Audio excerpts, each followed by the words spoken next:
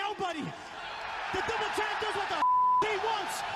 All around is watching us, the Mexicans, and I feel proud about represent Mexico.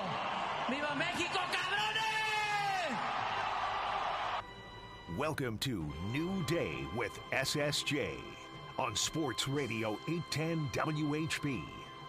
What in the wide, wide world of sports is going on here? Spartans! What is your profession? Are you not entertained? Are you not entertained? Is this not why you are here?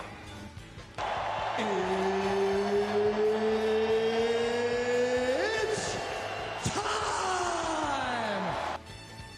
New Day with SSJ is presented by Walker Medical Linen Services, locally owned and operated, and HLAC certified to the highest standards. Walker has partnerships with hospitals, surgery centers, and medical clinics in and around the metro area. Walker Medical Linen Services in Kansas City and online at walkermls.com.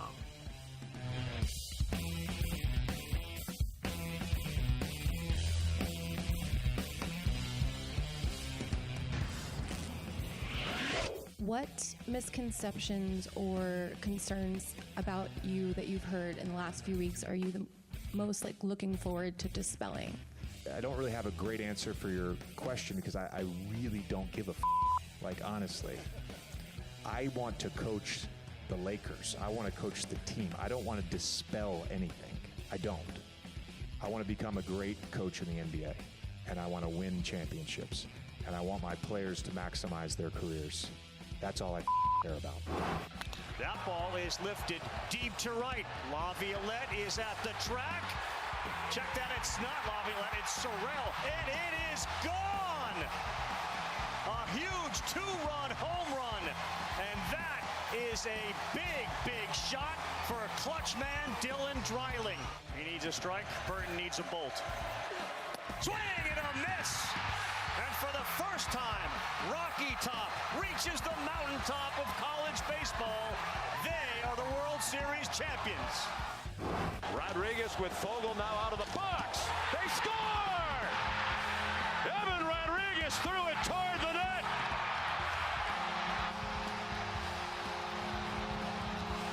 Carter Verhage tipped it in. And a 1-0 Florida lead. An even straight goal came just after the power play was over. Here's Janmark in alone. He scores! Matthias Janmark has tied it at 1. Here's Reinhardt on the counter. Sam Reinhardt scores!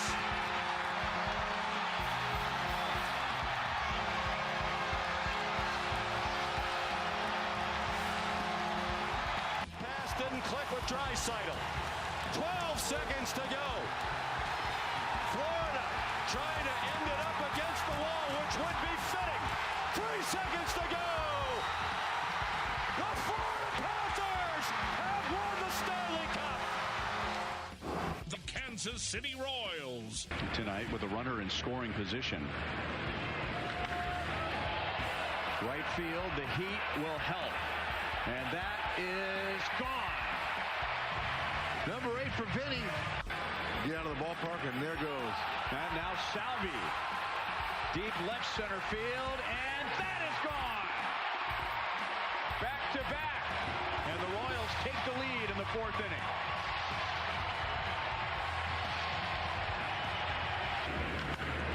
Belted. Deep left field.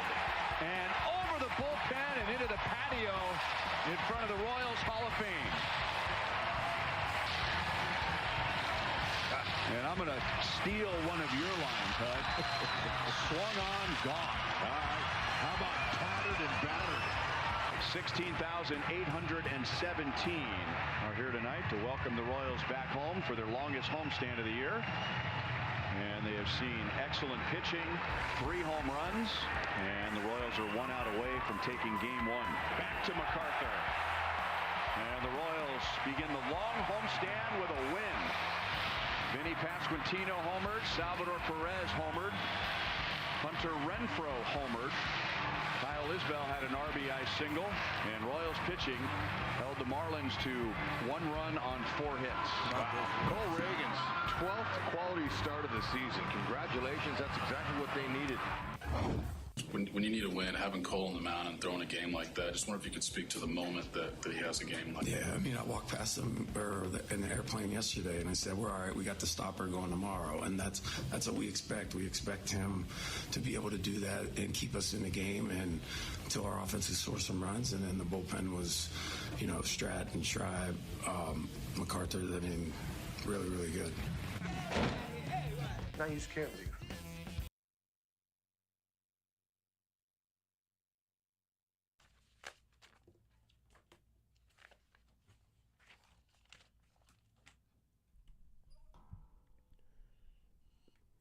Good morning, Kansas City. This is New Day with SSJ.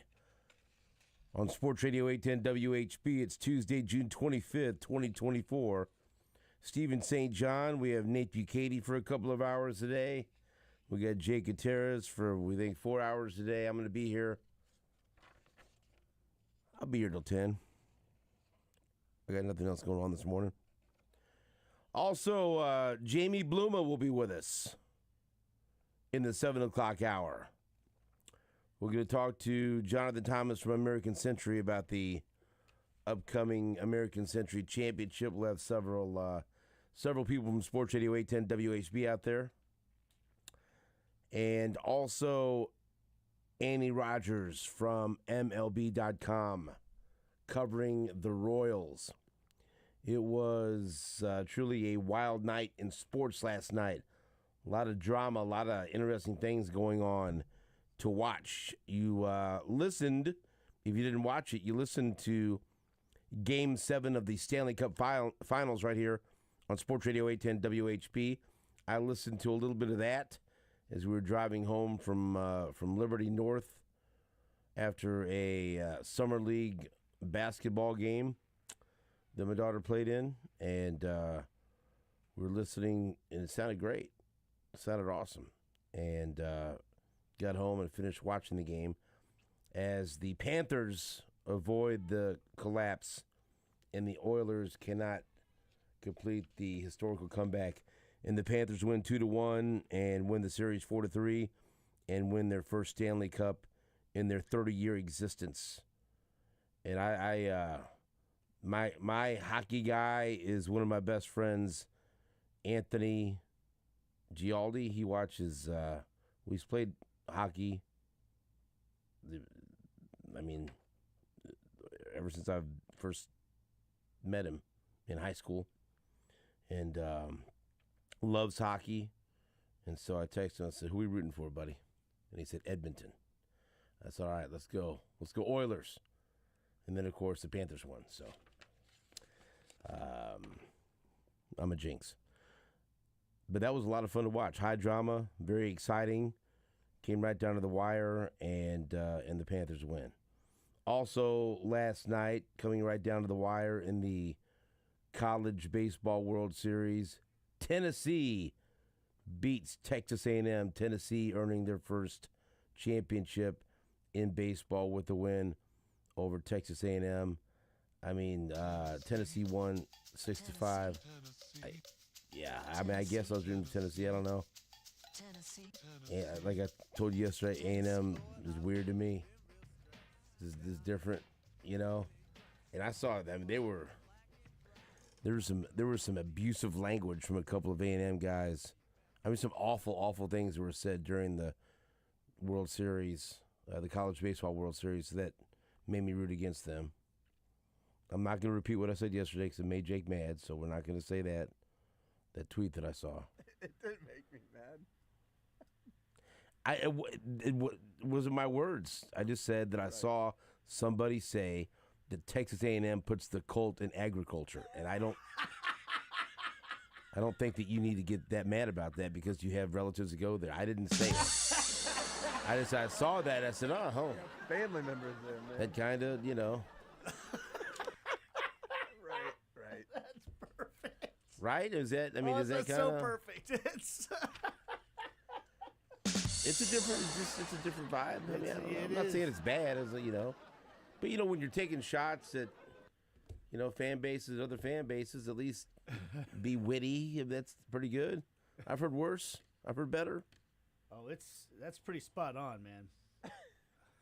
I don't know. A lot of people were rooting for Tennessee once they saw Morgan Wallen show up. Yeah. Man, I didn't have a dog in that fight, man. Dylan Dreiling had 3 homers and 1 homer in each game. Yeah. Kansan. Crazy. Yeah. So look, that was a dramatic series. I mean, every year someone from the SEC wins it. So it's like, okay, which SEC team this year will win the College World Series? And I will tell you that I'm a fan of Tony Vitello, the manager, the head coach for Tennessee. They're managers in baseball. They're head coaches in college. And he's from St. Louis, and he played at Mizzou. And the old story goes that when there was an opening, Max Scherzer offered to invest a whole bunch of money into the program if Mizzou hired Tony Vitello. And they didn't. And so there. And I don't look. He probably could not have done at Mizzou what he did at Tennessee. Who knows? I don't know. Hell, we'll never know, will we? Max Scherzer probably punched a hole in the wall. I'm sure he was happy for his guy, but come to find out, Max Scherzer knows a little something about baseball and has a lot of money. Who'd have thunk it? But I like that guy. I mean, and I think you could probably tell.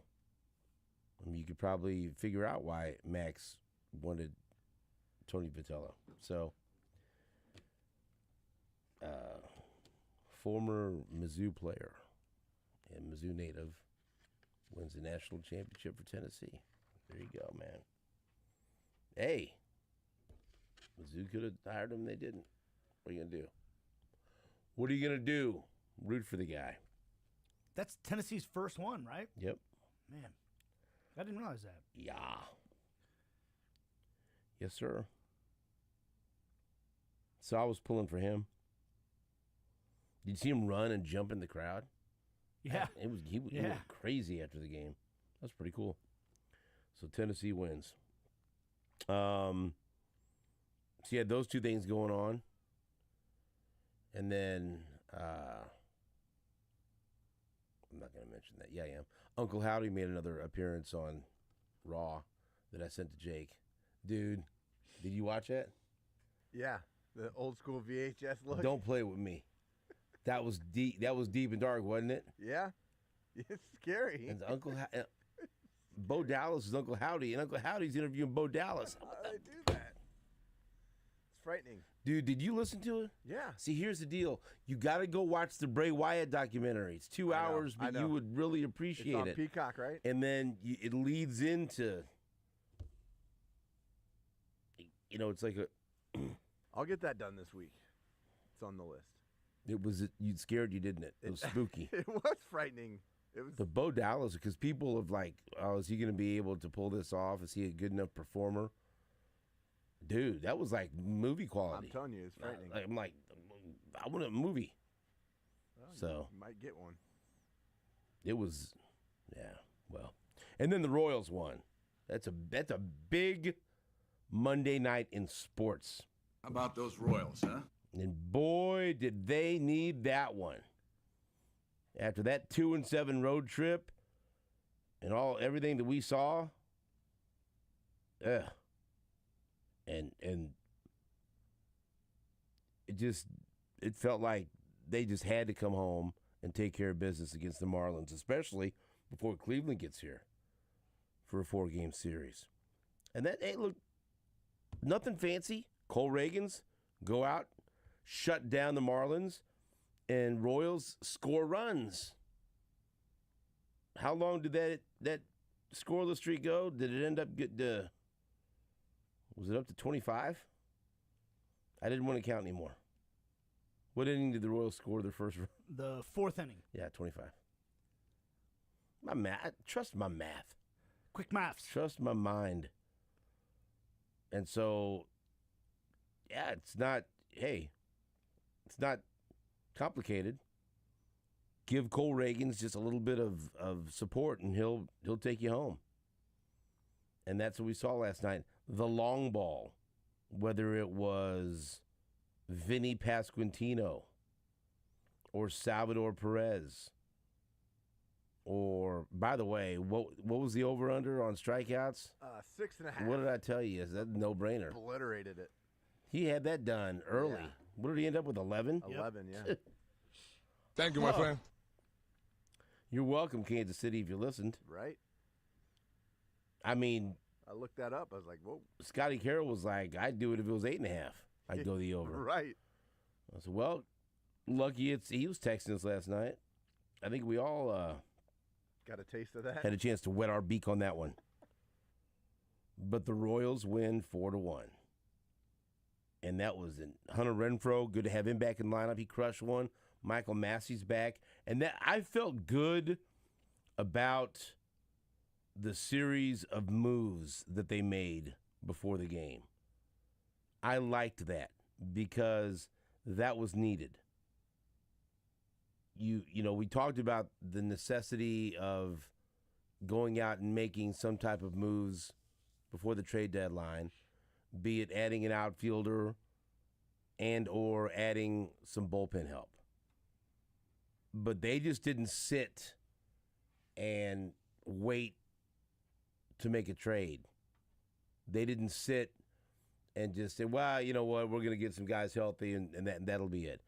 They shook some things up. They brought up C.J. Alexander from AAA. Needing an offensive spark, the Royals added, and it says it here, a hitter raking in Omaha this season. C.J. Alexander. And you remember that clip we played before of George Brett raving about him on a broadcast, and then C.J. Alexander hits a home run? He's 27 years old, but you know what? I don't care. They need just someone that can hit.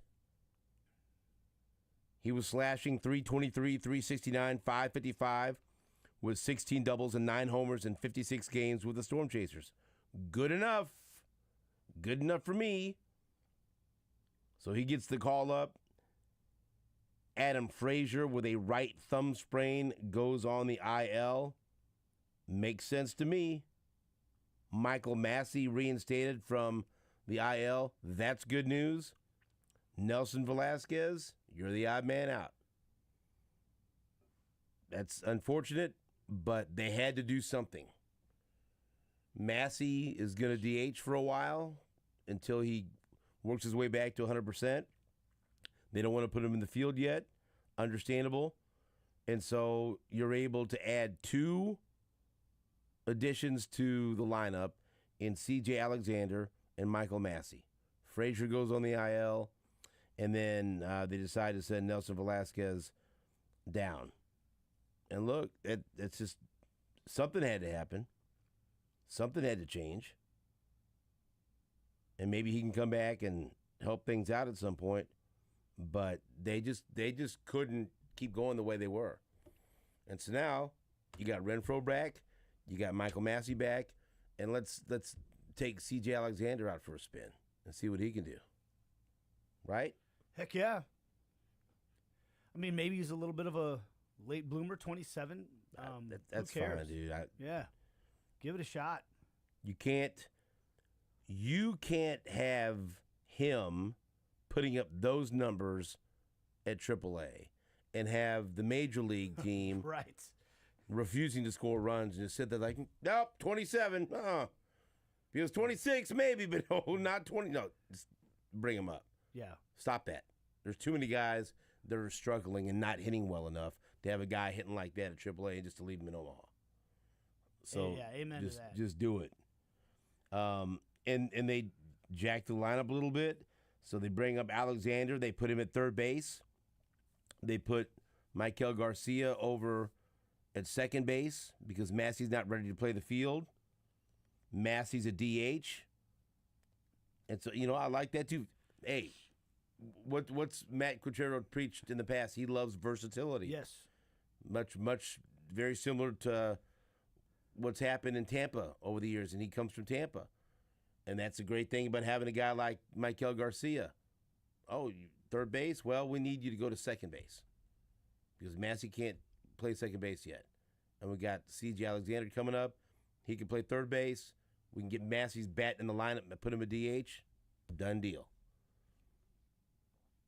No, very few hitters have been performing well enough to have staked their claim to, nope, this is my spot in the lineup, and this is my spot in the field, and you're not moving me. No. And I'm a fan of Michael Garcia. He hasn't hit well enough. So you got to do whatever can help the team, and if that means moving over to second base for a while to get Massey's bat in the lineup, to be able to take a look at C.J. Alexander, you do it. And they did it. And so I like that. Yeah. I was very pleased that they shook things up. Nothing crazy, but all things that made good common sense. And also, what I liked, we had talked about this a little bit in the past. Like, what are they going to do with Chris Bukaty? He's still a guy that they have some hopes for. He looked good before he got hurt last year. He's working his way back. There's not an opening in the rotation right now where they're going to have him work as a reliever. You got an arm like Bukaty that you like. You got a bullpen at the major league level that you don't always like. There you go. Don't be stubborn. Oh, well, he's a starter. We're not gonna do anything. We're just gonna have him as insurance in case another starter goes down. Fine, but you know what? You need relief help now. You need bullpen help now.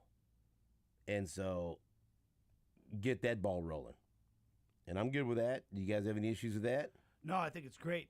Get another lefty in the bullpen. He could be a long guy. Who knows what happens going forward? But yeah, I'm all for that. I think I've been a Bukaty fan. I've been hoping to see him do well, and yeah, they it's not like the bullpen's super deep right now, so love it. Jake? Boob. JJ Piccolo, and we'll talk to Andy later. Andy Rogers tweeted, JJ Piccolo says that Chris Bukaty will transition to a relief role now. Bukaty granted the final extra 10 days on his rehab assignment, so he used those days to get used to pitching out of the bullpen in Omaha. Could return in early July. Okay. It's great. Yeah. The bullpen needs all the help it can get. And so they, Yes. and again, we talked about the comments from JJ Piccolo on MLB Network Radio over the weekend where he said they plan on being aggressive. This is also being aggressive. This is also like, hey, we've got some things we can do in-house here. Let's examine all possibilities. Bukaty, you're a reliever. C.J. Alexander, come up and play third base. Garcia, move over to second. Massey, you may not be ready to play the field, but boy, do we need your bat. Let's go. So, shaking things up, get a good performance out of Cole Reagans. Bats wake up enough, and they get a win.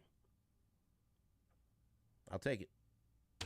So, I liked seeing those moves. I like seeing that shakeup because it needed it. And maybe that'll have some effect on the clubhouse. And also, and like for Nelson Velasquez, you hate to see a guy lose his job and have to go down to AAA, but if you're not performing, you're not performing. And maybe that's a wake-up call to some other guys like, well, I might be next. If I don't get my average above 200, I might be next. They're not jacking around now. This isn't last year where everyone gets to keep their job because they're evaluating. Now it's if you don't perform, then you'll be on a bus in Omaha. Hey, when you're winning, you can tolerate that kind of poor performance.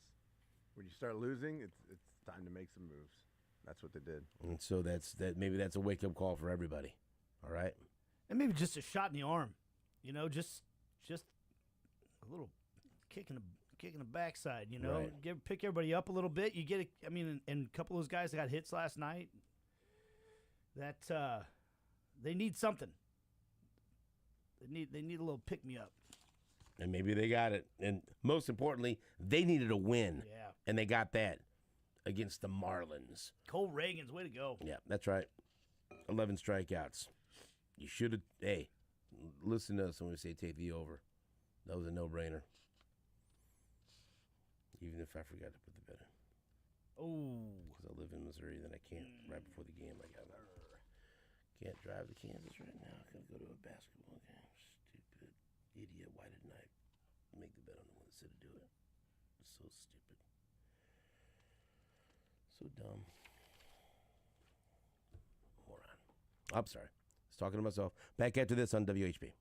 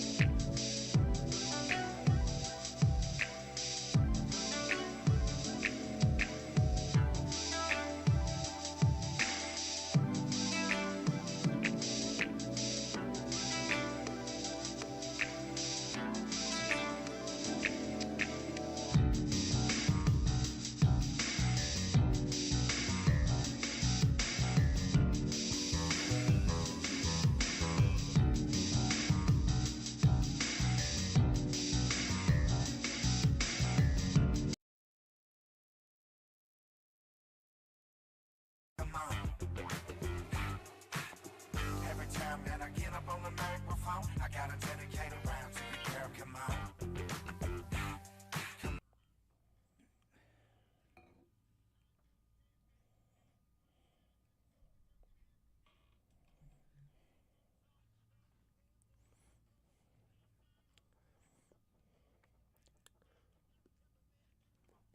Welcome back to New Day with SSJ.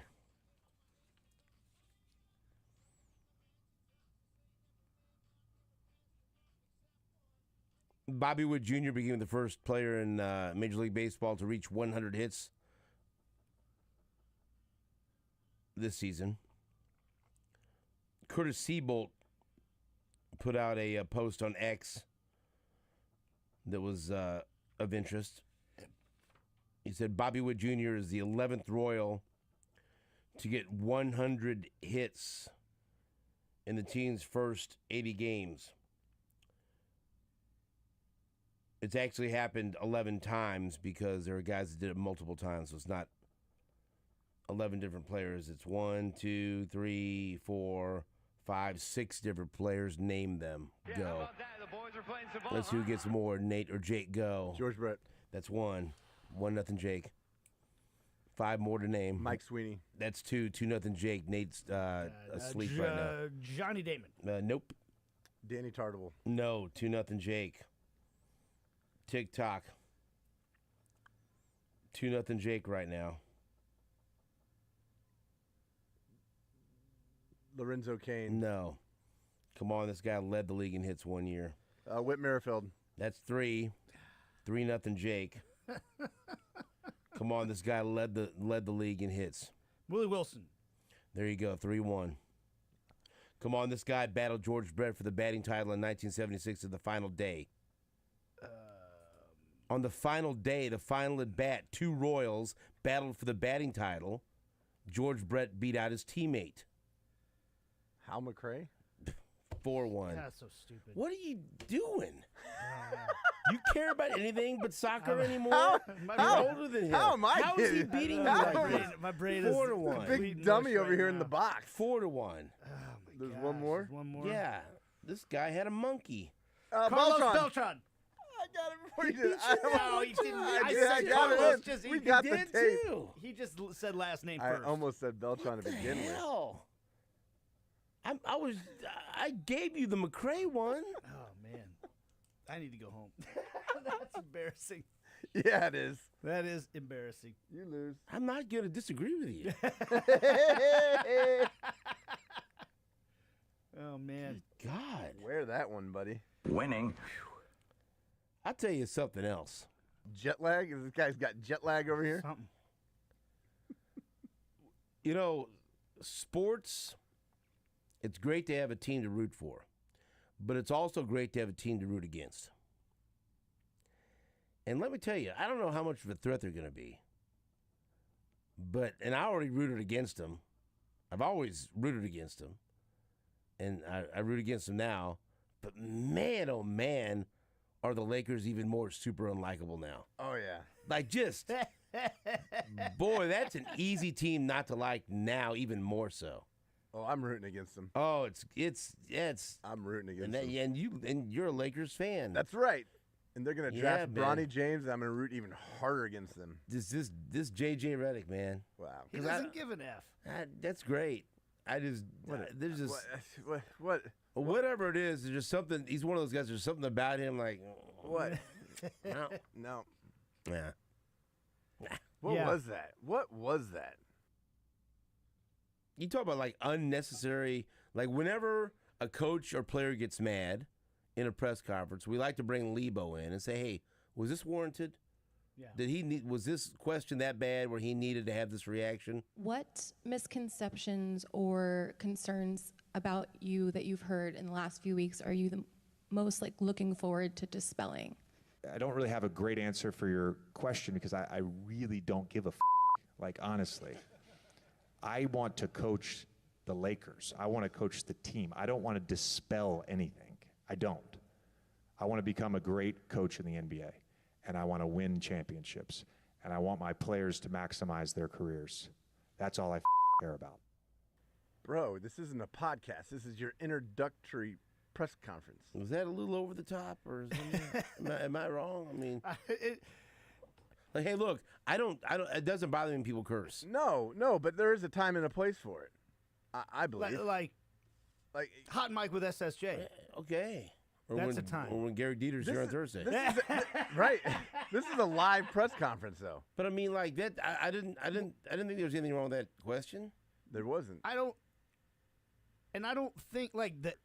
Right. I you like don't the need, answer. Yeah, you don't need it. You don't need. But like, yeah, it just didn't seem necessary. You just spent a couple years on television. You should know better. Like, this is live in a lot of places. And you're just dropping. I don't think he cares. No, but that's clearly. Well, he doesn't, and that's a problem. But it's like, hey, it's inexperience, man. Just say, or maybe he's just an arrogant a-hole. Yeah. I mean, I don't know. Yeah. Both. Or just say, you know what? I appreciate the question, but outside of our locker room and outside of our facility, our organization, it doesn't matter to me really. On our fans, I care about the Lakers and what the Lakers think of me, and it's up to me to prove anyone else wrong. But it really doesn't matter to me. Yeah. The outside noise can stay outside. Okay, I'm proud to be the Lakers coach, and I'm here to win championships. Yeah. And that's all I care about. Yeah, I like the part about it. I'm not here to dispel anything. I want to win, I want to maximize my players' career. Great. But I also wonder, because part of that answer, he said something about, I've been in the, what did he call it? The engagement. He said, like, I've been in the engagement mining industry or whatever. Like that's what you do when you're on a podcast. And it's almost like he knew, if I just drop an F-bomb here. I really don't give a f***. If I just drop an F-bomb right here, it's gonna go viral and everybody's gonna be talking about it. Because if he doesn't drop the F-bomb, do we even know he made that quote? You know what I mean? Like, did you really care that much? I know you're a Lakers fan, but I'm saying I would, because I know he's he can't stand JJ Redick. He's mad they hired him, so I would have been poking him today about it. But it's everywhere, right? Because you said I don't give a. I really don't give a f***. If you just said something like, if he gave the answer you just said, it doesn't get much of a response, and maybe he's still kind of. He probably he likes attention a little bit. Yeah, but I mean, you're gonna get it. You're gonna get attention anyways. Yeah. You just get hired to be the head coach of maybe one of the two most storied franchises in all of basketball. Yeah. In professional basketball in the world, you're at the head of one of the top two, the Celtics and the Lakers. Those are the top two organizations in professional basketball. You just got hired to coach one of those two teams. You don't need to do that. Zero coaching experience too, right? Oh yeah, none. That's wild to me. I mean, I know he played a long time. No, his qualifications are he does a podcast with LeBron James. That's his qualification. LeBron hired him. Yeah, of course. Oh, and then he lies that I hadn't had any contact with LeBron during this process. Like, well, one, if you haven't, what are you guys doing? What do you mean you haven't had any contact with your best player? Like, oh, you're just a liar, or you're stupid. One of the two.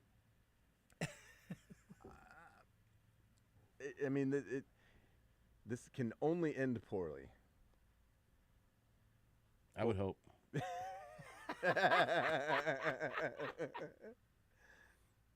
Yes. I was curious what you thought of that. I thought maybe there was at least a chance. Like, you know what? I'm on board now. No. I like the way this guy goes about his business. Yeah. No, I'm a couple days away from just completing until they're done. The James family and Redick with the Lakers, I think I might be done with them. Because if they go out and draft Bronny, I want them to so bad. I will make an official statement. Bad. I will celebrate. That'd be so great. Oh, Jake's going to make an official statement. He just sent a strongly worded letter. Because then you just know, like, he's in there shouldn't be any doubt. Then you know he's like in complete control of that franchise. Oh, completely. Hiring the coach, I mean, drafting players. I don't think you need any more evidence. I think this hires. Oh, but that would be the icing on the cake. Then they would then they don't even care about hiding it. Well, here's the thing. It's like they went out and chased Danny Hurley, right? And it's like, okay, maybe LeBron isn't. And then you see what they offered Danny Hurley, and you're like, oh, yeah, LeBron is in charge because they were not serious about hiring him. I mean, the amount of money they offered him. They did that. So hey, you know what? They went after Hurley. Yeah. Did they? We're going to give him an offer that is less than Monty Williams got from Detroit. Right. That he can't refuse. There's Danny Hurley should have paid. He should have been the 4th highest paid coach in the NBA, behind Popovich, Kerr, and Spoelstra. Right? Those 3 guys should be the highest paid, and they are. But he should have been number 4. But if you want to hire him, you almost got to. You got to pay. Maybe more than one of those guys. Yeah, maybe. You know? Yeah, but those guys are all making, upwards of 15 plus. And so if like you put them in that ballpark. Because what they did was they made him an offer that he can refuse. Oh yeah. And did. Right. He went to LA thinking, okay, they're backing up the Brinks truck and here we go. Right. And then he's like, well, I can almost make that much in college. Okay. Just make him an offer he can refuse. Yeah, right. So we can hire LeBron's guy. So, I mean, it's like, I knew as soon as I saw that offer, and we talked about it the next day with him not even making Monty Williams money, right? I'm super excited about all this. I mean, what does a coach do when he's coaching LeBron's team anyway? Like, what's his job? That's a good question because Make sure LeBron isn't mad. Well, here's the deal. One, it's not their job for very long because he's played for 9 different head coaches, right? So one, it's like you try to keep your job, and then if you're really good, you're probably doing your job right, and LeBron doesn't like you like Tyronn Lue, and, I don't know. No, you're all wound up now. I like this. I don't. It's whatever. This is going to be a continuing storyline. I feel like I need to like J.J. Redick just to keep this. Good luck. I like the way he handles himself. I like that Dookie. Yeah, Go for it. Yeah. Go for it. That's your Duke guy now. Is it? That's your Duke guy, Nate. Whatever. He's gonna take the Lakers to new heights. Yeah. Okay. All right. Yeah, sure. I'll root against them all the way there. Really? Yeah. So what if he's actually good? Yeah. And they're good. Will you resist that? Yes, I will. You don't want that? Well, here's the reality. It's not going to happen, so I don't have to worry about it. Okay. So I've presented you with a hypothetical. Okay. And so you have to acknowledge it. This actually brings up an interesting because a buddy of mine who I work with now grew up in South Florida, was a big Panthers fan. And the Panthers were playing this really high-paced, fun, attacking hockey for the past few years. And then they decided they went defense. Yeah, we can't win that way. We're going to play more methodical defensive hockey because that's how you win. This buddy of mine, he's so mad about that because it went to a boring style of hockey that he became a Rangers fan, and he disavowed his team. Oh. Yeah, he disavowed his team.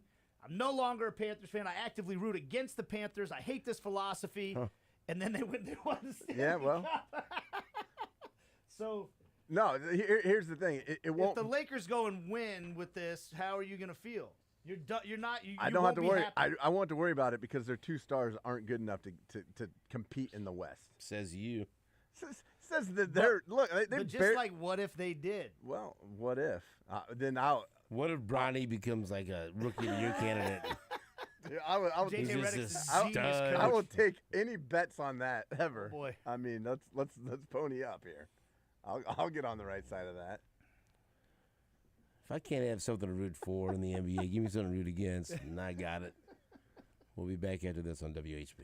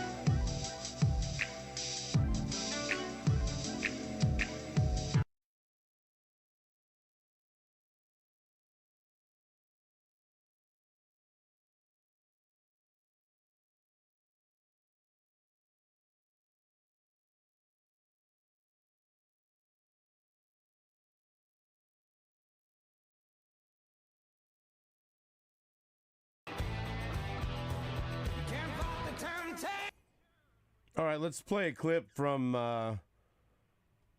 the Stanley Cup Finals last night after Florida beats Edmonton 2-1 to win the series 4-3 after they had a 3-0 lead. Edmonton looked like they were going to pull off the historical comeback, and they came up 1 game short. Here's the head coach of Florida, Paul Maurice, and he was on in he's on in Winnipeg, and he was talking about winning the Stanley Cup and celebrating, and Jake said that this was that we should play this one for sure. So here's Paul Maurice after I think he's still on the ice celebrating winning the Stanley Cup. Alongside Paul Maurice. Paul, you said you needed to win one, and you've got one now. So what's it feel like? It's just brilliant, right? It's I've never hugged so many sweaty men in my entire life. I'm not sure I'm going to do it again, but I'm going to do it tonight. So, you know what? It's not what I thought it would be. It's so much better, but it's the hugs, man. I saw Sam Bennett smile today, first time in 2 years. It's brilliant. You know, it's for my mom and dad in Sault Ste. Marie, Ontario. My brothers Mike and Shane in Sault Ste. Marie and Waterloo. The whole Langlois clan in LaSalle, Ontario. All of the people that suffered through 30 years of me losing, making excuses. Mom and dad especially. Hey, Dad, your name's going up with your heroes.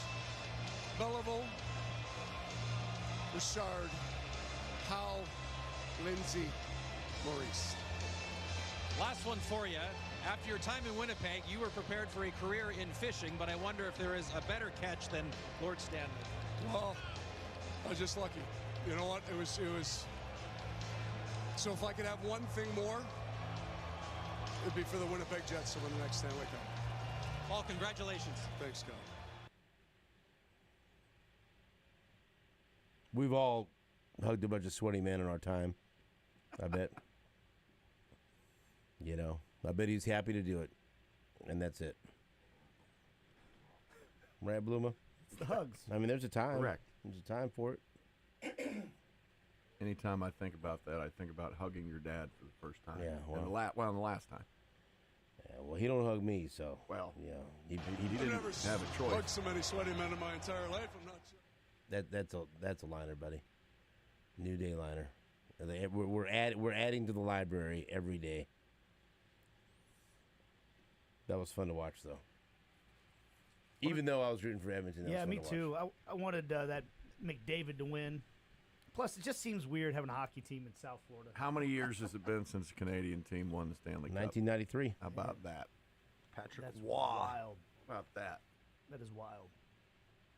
Yeah, I didn't. But like Florida, it's like Tampa. People act like but they've been 30 years. That's kind of surprising. That is crazy. I don't know. Surprising.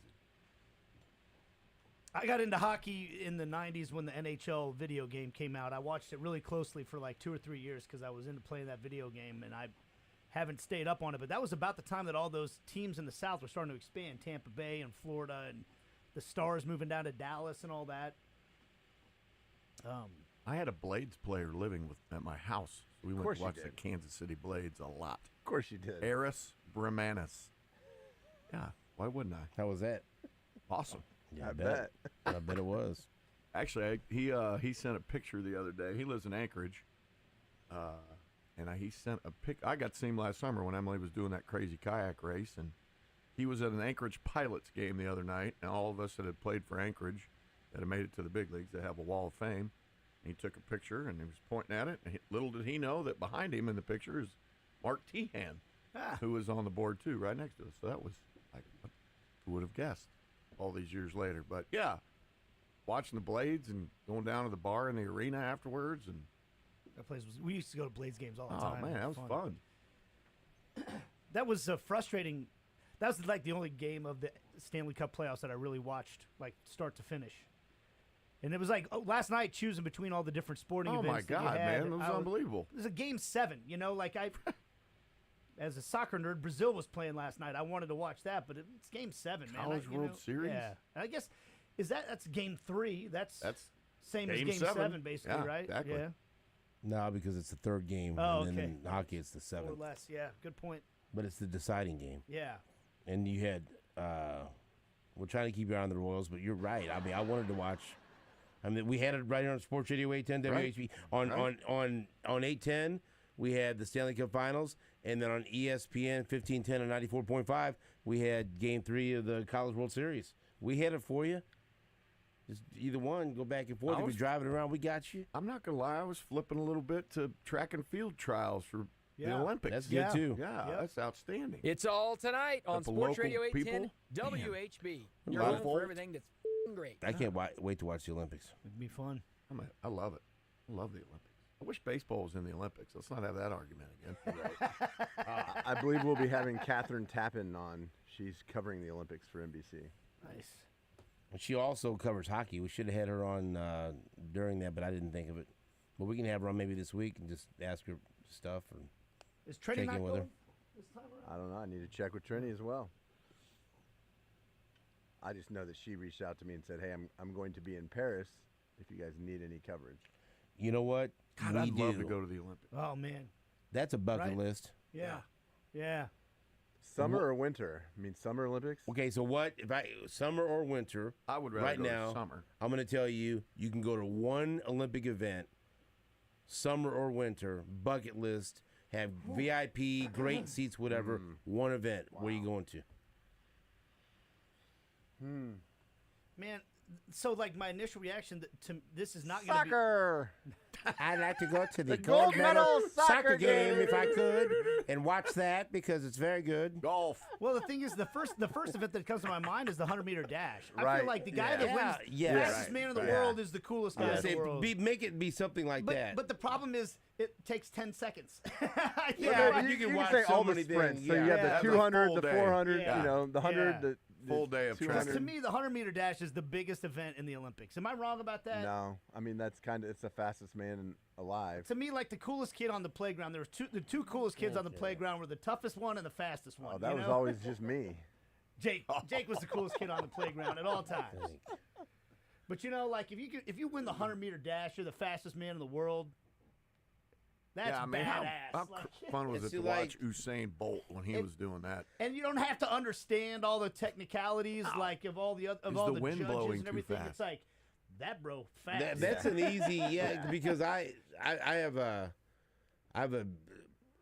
greater appreciation for track and field now that my daughter competes and going to so many track and field events and meets where you go all day and you know, anyone that knows, if you have a son or daughter that is a sprinter or a long jump, you run and then see it 2 hours later for the next event.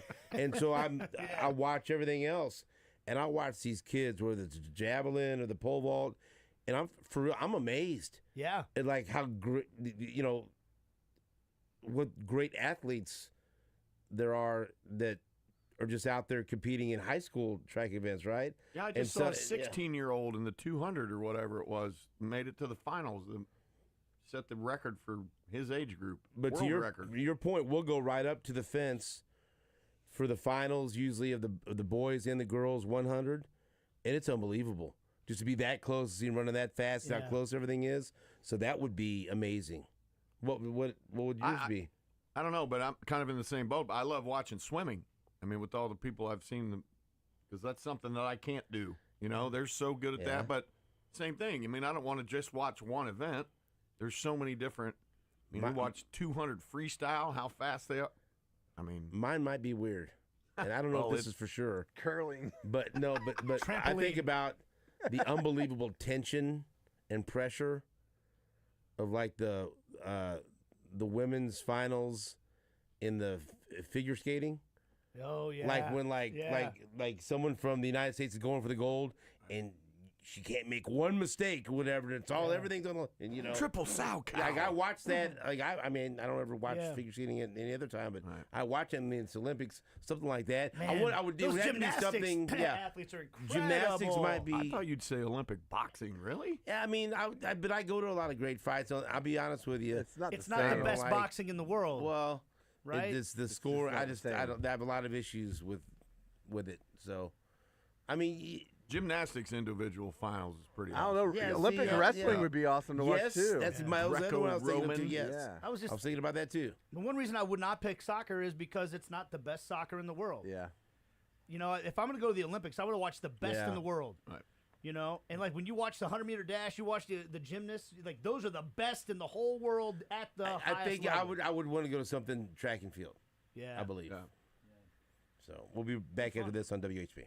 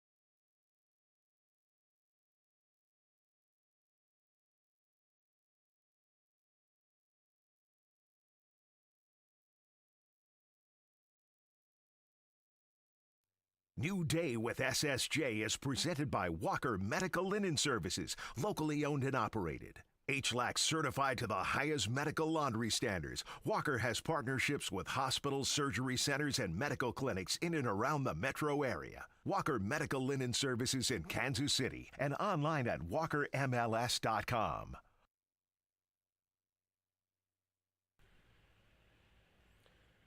Welcome back to New Day with SSJ. I ain't messed up in a minute. It's flowing now. I ain't got to think about it. What's the total that you've messed up? Twice? 3? Maybe like early on, maybe a couple of minutes. I think 4 total. I thought maybe seeing him back, it would, but I'm good now. What is Muscle this, memory. week 3? Week 4. Oh, I don't know. We're going on, I don't know, 4th week? Time is a flat circle, bro. Yeah. So the Sporting News posted on X. Yeah, flat circle. This chart, franchises, major league franchises without championships. Because Florida, the Panthers, they get off the list last night. And I didn't realize they've been around for 30 years. I was just tickled to see right there, the Buffalo Bills and Cincinnati Bengals.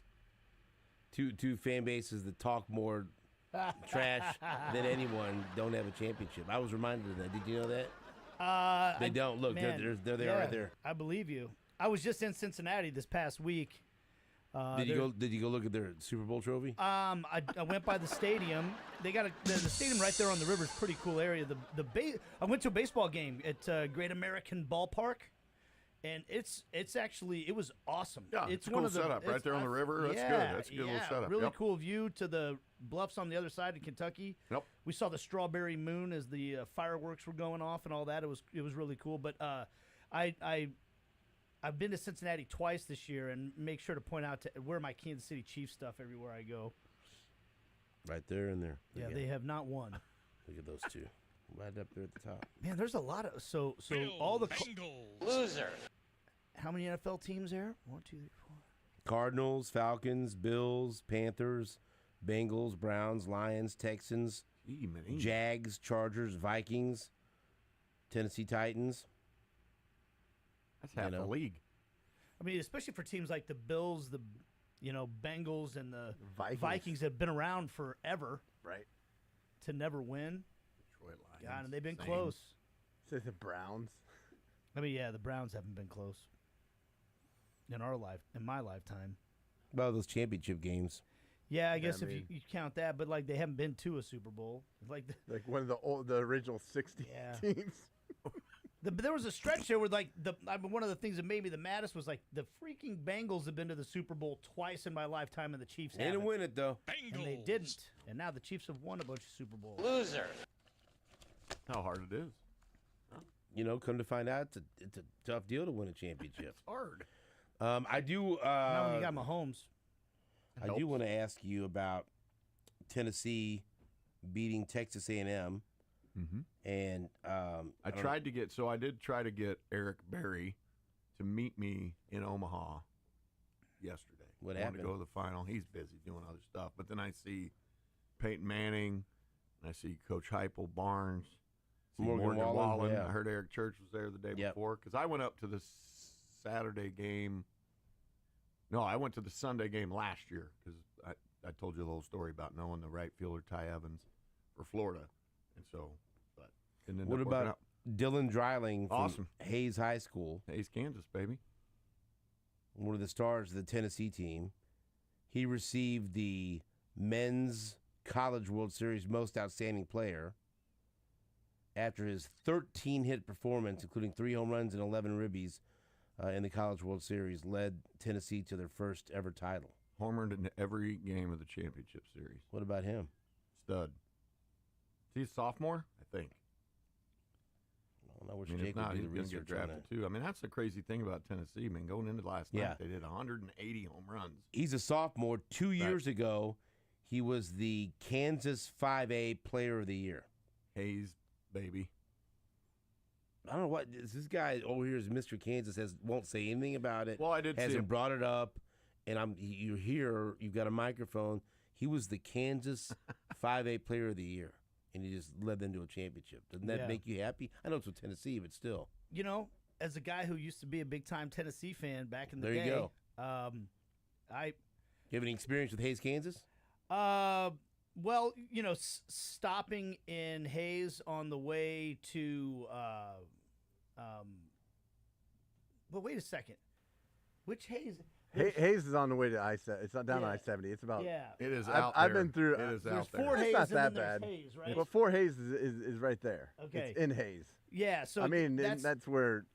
I mean, Bob Davis spent 12 years as like the voice of Fort Hayes State and in Hayes, Kansas. Shane Summers grew up about 30 minutes away from. This guy maybe he knows the family. He went to Hayes. A lot of times there's a lot of drylings in Hayes. I was just going to say, there's a lot of dryling athletes over the years as well.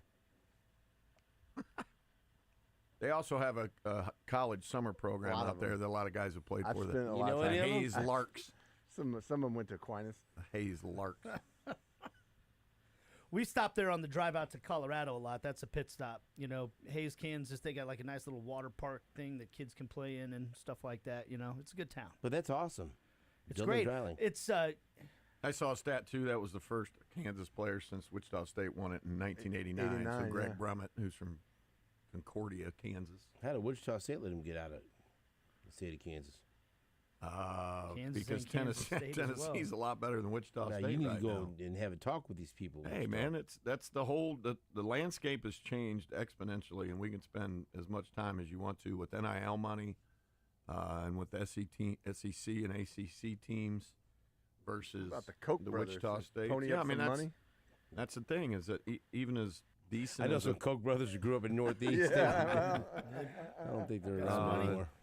It gets harder. It's harder and harder to keep your in-state talent. Obviously, K-State had a great team this year. They went to a super regional and lost to Virginia. KU had a good, tournament run. It's harder and harder to compete and keep the talent when you've got SEC, ACC, and some other teams with some serious NIL chops. What do you think of Tony Vitello? I know Tony since he was at Mizzou. I mean, yeah, he played at Mizzou. Let's go ahead and twist that in my gut. Well, I mean, talking earlier, I don't think anybody. He was kind of an unknown. He hadn't been a head coach yet, and Max Scherzer tried to get him hired at Mizzou and throw some money around. He was known. I mean, he got hired at Tennessee. He knew him. Yeah, right. So that's a whiff on Mizzou's part. So he's done a good job, and they recruit hard in what around regard? Here. What's that? In all regards. I just got a text from Tony Vitello. No, it says either Schlossnagle or Vitello will be the new University of Texas head coach. Stay tuned. Schlossnagle, did you see him get all mad in the post game last night because he got asked about it? Let's play that. Right. Well, I mean, don't ask him about that last night. That's terrible. Come on. I could give it. You know what? He gave it. He gave the Roy Williams. Sure. Which means he's going. Yeah. Right. Well, who knows? So what is this like? The thing he said about like, I gave up my family for this. Is like I don't know the story behind that. Yeah, I don't know if that's a better move than leaving A&M to go to Texas. To be honest with you, I mean he left TCU to go to Texas A&M at some point. They were all on staff together down there. Would you leave either of those schools to go to Texas right now? I mean, just Texas maybe has more. It's going to be a money thing. I mean, obviously, you got it, comes down Jake. to I a sent money it to thing. you. So, from a roster standpoint, and it's a lateral move. I mean, and everybody in that whole crew is now going to be in the SEC, A&M, Tennessee, Texas. I mean, those are all really good jobs. I guess it's you're going to take the highest salary, and that's what it'll be about. And maybe both those guys will get bumps in salary because Texas is coming calm. If you're Vitello, you just won a championship. You got things rolling. Absolutely. You got Morgan Wallen. Does he want to leave Tennessee to take the Texas job? I don't know the answer to that question. You want to hear Schlossnagle get mad? Yes, please. Okay, play it. Coach, with respect to the difficult outcome tonight, but with the rumors circulating today about a specific job opening, what do you have to say about your future?